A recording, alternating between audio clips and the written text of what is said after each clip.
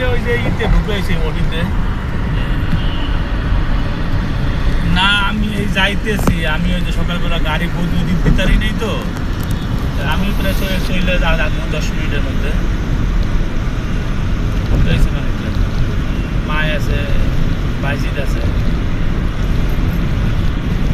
না ফালাই দেয় তো, হ্যাঁ ফালাই দেয় থাকে না।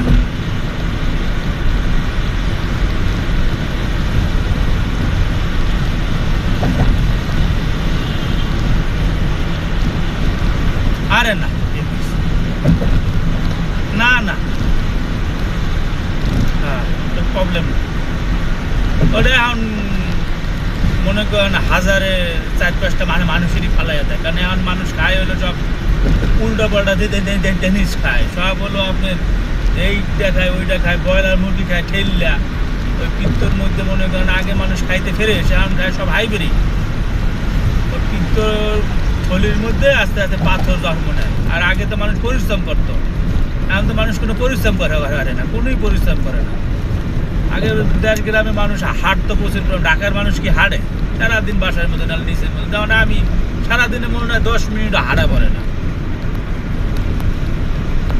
এরকম, এই কারণে পিত্তথলিতে পাথর হয়ে যায়। ঠিক আছে, আল্লাহ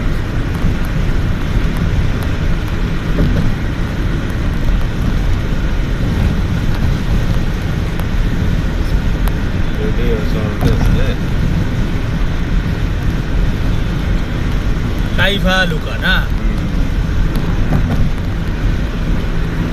আমাদের মুন্না ভাই ভিডিও করতেছে, ঠিক আছে, সে খুব রিল্যাক্স মুডে আছে, ঠিক আছে, সে এখন বড় নেতা হয়ে গেছে, ঠিক আছে, তাও আবার বিএনপির বড় নেতা, ঠিক আছে।